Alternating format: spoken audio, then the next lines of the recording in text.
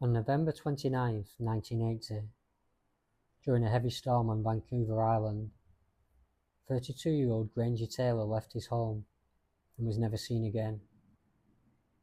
Granger wasn't reckless. He wasn't unstable in the way headlines like to imply.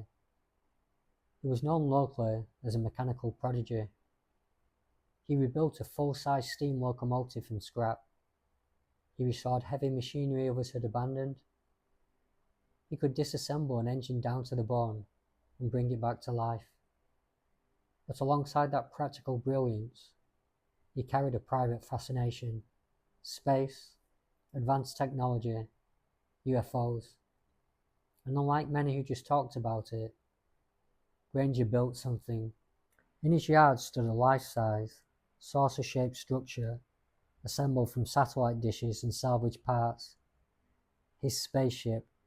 It wasn't a toy, it was a project. Before leaving, Granger taped a letter to his bedroom door. In it he wrote, "Dear Mother and Father, I have gone away to walk aboard an alien spaceship, as recurring dreams assured a 42-month interstellar voyage to explore the vast universe and then return." He added that he was leaving behind all his possessions because he would not need them during the journey. He also included instructions related to a will. The tone of the letter wasn't frantic. It wasn't scribbled chaos. It read deliberate, measured. That's what unsettled people the most. That night, Granger drove off in his Datsun pickup truck during a violent rainstorm. No confirmed sightings followed. Search efforts turned up nothing. For 6 years there was no trace. Then, in 1986, forestry workers discovered the remains of a truck deep in the woods near Mount Prevost. The vehicle identification number matched Granger's truck. The scene suggested an explosion. There were fragments of metal scattered across the area. Reports mentioned small bomb fragments found at the site, though not enough for full identification at the time. Authorities concluded that Granger likely died in an explosion involving dynamite, but even that conclusion carried uncertainty.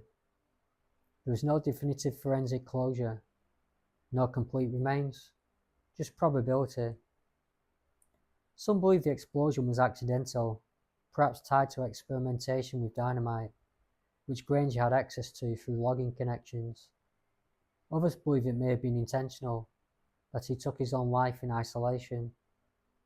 Another theory suggests something more calculated, that the explosion was staged, and he walked away before it happened.